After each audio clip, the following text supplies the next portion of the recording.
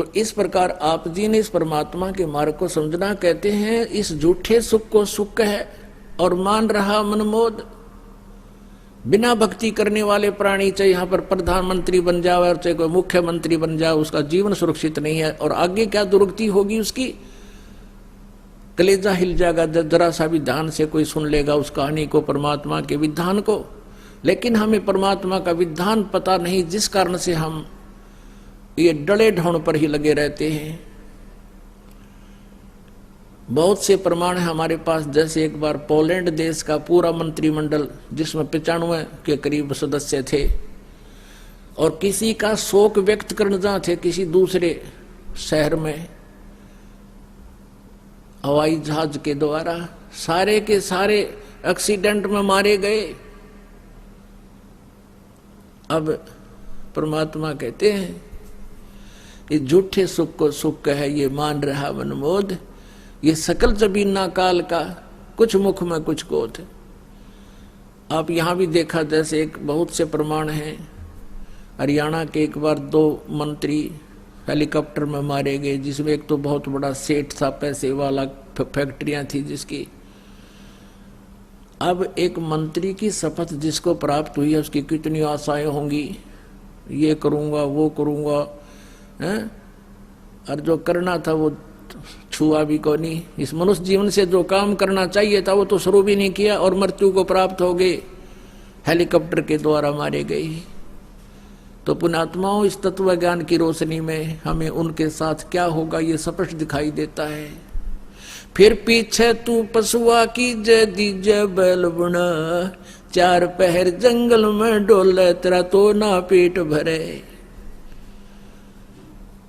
पीछे से एक आंध्र प्रदेश के मुख्यमंत्री, उसके बाद एक अरुणाचल प्रदेश के मुख्यमंत्री हेलीकॉप्टर में जा रहे थे। और क्या क्या आशाएं होती हैं। हम छोटे से परिवार के सदस्य होते हैं, एक छोटी सी पोस्ट होती है हमारी, पता नहीं क्या क्या उमंगें होती हैं, ये करूंगा वो करूंगा ऐसा कर दूंगा। ऐसी उनकी तो ना जाने कितनी आशाएं होंगी, और 1 सेकंड में मारे गए। 3 दिन में लाश मिली उनकी, कोई पानी पियाने वाला भी ना मिला उनको समय पर।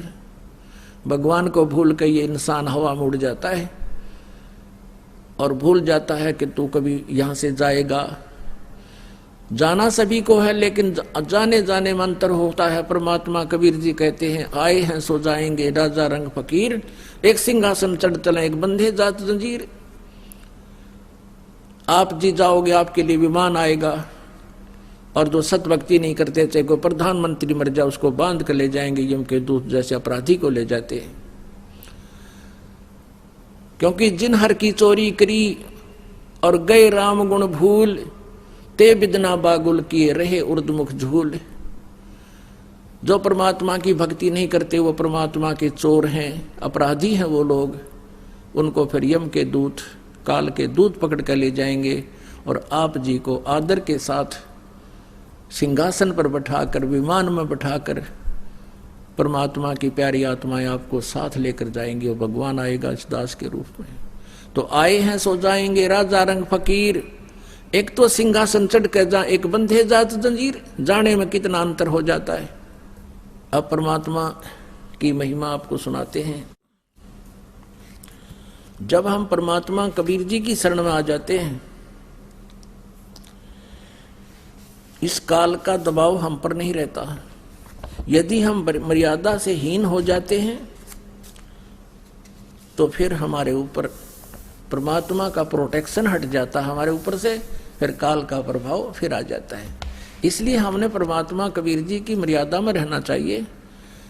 और ये नियम आपको बताए जाते हैं, ये आपने बहुत दृढ़ता से पालन करना चाहिए इनका। कबीर साहब कहते हैं, 100 वर्ष सतगुरु पूजा, एक दिन आन उपासी, वो अपराधी आत्मा फिर पड़े काल की फांसी। आप क्या कहने का भाव यह है कि 100 वर्ष तो आप ये साधना करते रहिए जो दास ने बता रखी है, और एक दिन भी आपने अन्य उपासना कर ली किसी देव देवता की या और किसी प्रकार की भी क्रिया, कहते हैं वो अपराधी आत्मा फिर पड़े काल की फांसी। फिर परमात्मा का हाथ हट जाएगा, आपका नाम टूट जाएगा, आपके साथ कहाँ तक भी छल हो सकता है। जैसे किसी भक्त ने 2 वर्ष 3 वर्ष 4 वर्ष 10 वर्ष ये नाम रखा, सब सुख हो गए। अब सुख में ये परमात्मा को भूलकर लोक लाज को ज्यादा मानता है। लोक लाज में आके उसने कोई गलती मर्यादा कर भंग कर दी तो फिर क्या होगा, भगवान का कनेक्शन कट गया। और उसके बाद जो भी साधना आप कर रहे हो वो नहीं आपको मिल रही। और उसके से पहले आप जी ने जो भी भक्ति साधना धर्म पुण्य आपने कर लिया वो आपके गुड अकाउंट में डिपॉजिट हो गया। आपके पुण्यों में आपकी भक्ति में वो जमा हो गया। और फिर क्या होता है, उसने एक मर्यादा भंग करी, कोई हानि नहीं हुई, फिर उसने हिम्मत बढ़ की दूसरी भी कर दी, फिर उसने तीसरी भी कर दी। अब ये सोच बैठेगा वो कि मैं कोई मर्यादा भी देख रहा हूं मैं फिर भी सुख। अब वो क्या है कि उसने जितनी बैटरी चार्ज कर ली वह बैटरी चार्ज है उसकी, और आगे चार्जर खत्म हो गया।